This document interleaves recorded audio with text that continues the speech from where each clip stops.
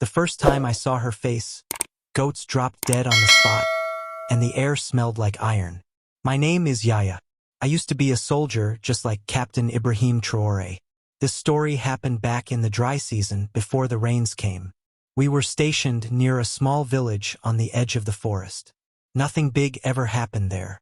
Just dust, sun, and silence. Then she came. We were walking back from patrol when we saw her standing by the big tree near the river. She wasn't from the village. Her dress was torn. Her feet were bleeding. But her face was too perfect, too clean. It didn't match the rest of her body. Captain Traoré walked up to her and asked if she needed help. She smiled. That smile still haunts me. It wasn't kind. It was like she knew something we didn't. She spoke in a low voice I couldn't understand. But the captain did. He looked stunned, like he had seen her before. He just stared at her like he was in a dream. She followed us back to the camp. That night, the dogs barked until they went hoarse. One of the soldiers, Kofi, shot himself in the leg trying to run away from camp. He said he saw her face floating in his tent. Smiling, Captain Traoré stopped eating. He barely spoke. He just sat with her all day, like she was a queen. But when I looked in her eyes, I felt something cold crawling inside me, like death was nearby. Then one morning they were both gone. No tracks, no bags, just a single black feather in the captain's bed. A week later we found bones near the river. Small bones and a man's boot. They say Captain Traoré found the love of his life that day. I say he found something else. Something not human. I couldn't sleep after that. I kept hearing whispers at night. At first, I thought it was just the wind. But one night I heard my name being called. Softly, like it was coming from under my bed. I grabbed my knife and crawled outside. The campfire was out, though no one had put it out. The ground was cold, and all the crickets had gone silent. Then I saw her again. She was standing by the same big tree where we first found her.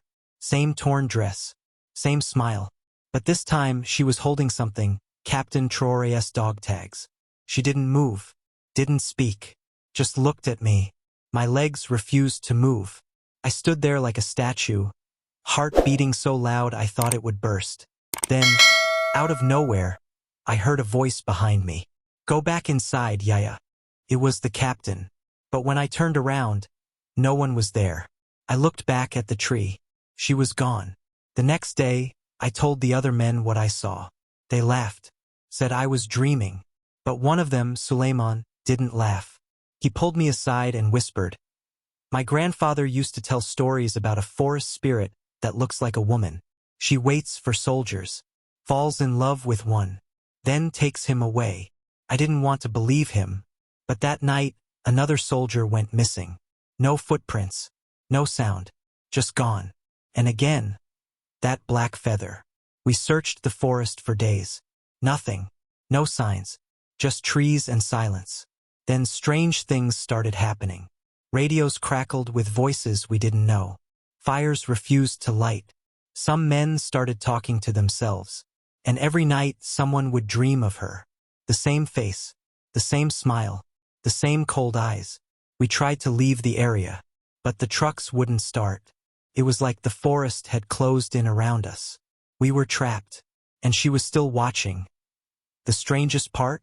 We never saw her move, never caught her walking. She would just be there, sometimes at the edge of camp, sometimes by the river, sometimes right behind someone when they turned around. Always with that smile. One night, I woke up to heavy breathing. I thought maybe it was one of the soldiers having a nightmare. But when I looked around, everyone was fast asleep. The breathing didn't stop. It got louder, closer. Then I heard my name again. Not whispered this time.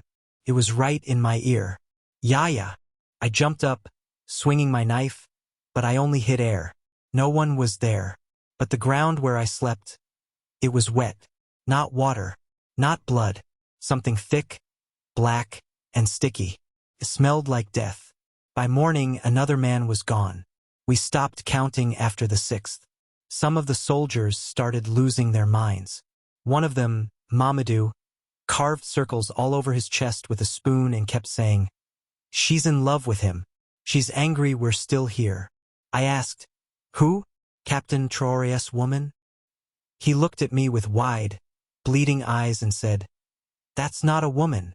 That night I tried to run. I packed a small bag, took a rifle and waited until everyone was asleep.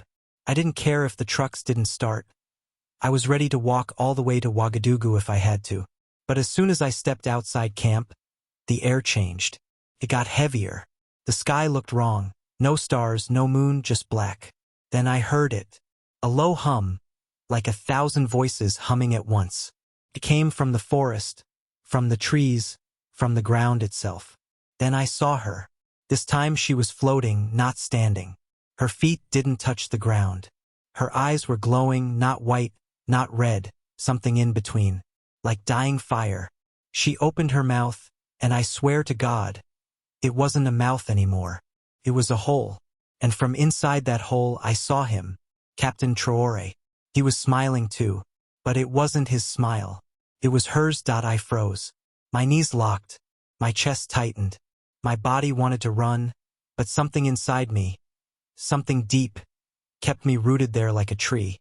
Captain Traoré, or whatever was wearing his face now, started crawling out of that hole in her mouth. His body bent in ways no human body should. His arms came out first, dragging across the dry leaves with a cracking sound. Then his face stretched and twisted, like he'd been melted and put back together wrong. He didn't speak. He just stared at me and smiled. That same cursed smile. I must have passed out because when I opened my eyes, it was already morning. I was back inside the camp. My boots were muddy, my hands covered in scratches, and my knife was missing. Everyone was looking at me like I was a ghost. One of the men said they found me standing in the middle of the road before sunrise, whispering something over and over. I asked what it was. He hesitated, then said, "You kept saying, 'She loves him. She wants more.'" After that, the other soldiers stopped talking to me. I was the only one left who had seen her and lived. But I didn't feel alive. That night, the dreams came harder. Not just of her anymore, but of the captain pulling people into that dark hole one by one. Each time someone screamed, she smiled wider. And in the last dream I had before we finally left the forest, I saw something worse. I saw myself walking toward her, smiling, like I belonged to her too. When we finally got the trucks to start, we didn't look back. We drove all the way to the city in silence. No music, no talking, just the sound of the road and our own breathing. Some of the men quit the army. Some disappeared. As for me, I never saw Captain Traoré again. But last week, right outside my apartment in Ouagadougou, I found something on my doorstep, a small, black feather. I stared at that feather for a long time. It was soft but cold, like it carried winter inside it. I didn't want to pick it up, but something told me I had to. When my fingers touched it, a shiver ran through my whole body, the kind of shiver you get when you know something terrible is about to happen. That night, I barely slept. Every time I closed my eyes, I saw her face, the woman with the twisted smile, staring right at me. Not from a distance this time. She was right there, close enough to breathe on my face. I tried to tell my family about it. About the forest, the captain, the feather. They told me to forget it. "It's just your mind playing tricks," they said.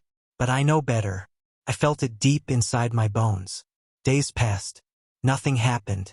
I started to think maybe it was over. Maybe she was gone for good. Then I heard about Captain Ibrahim Traoré again. They say he disappeared without a trace. No one has seen him for years. But strange things keep happening near that forest. People go missing. Others come back different, quiet, empty, like they're only half there.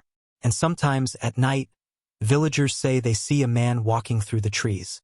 Walking with a woman, her smile lighting up the dark. And I wonder, is the captain still alive? Or is he just a shadow now, trapped forever with the woman who took him?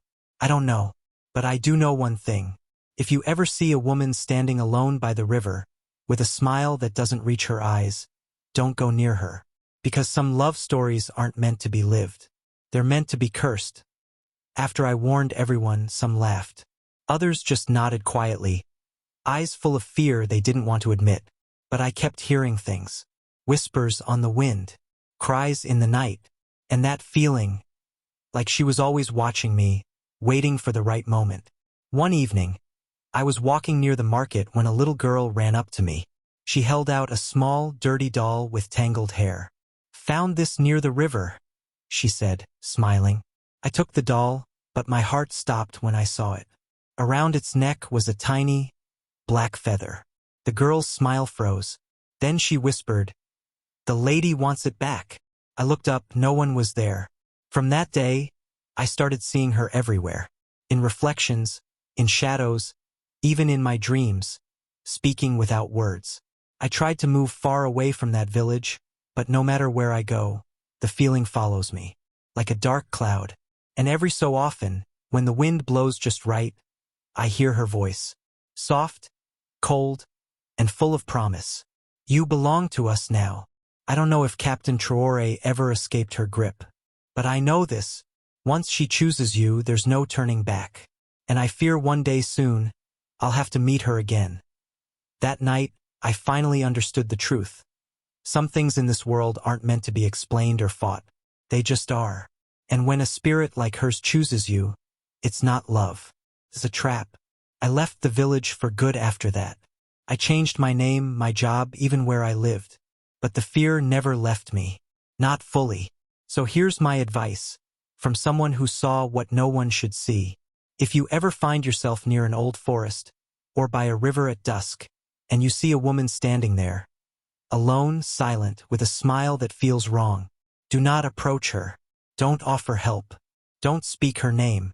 Just walk away. Because some stories aren't meant to be told, and some loves aren't meant to be lived.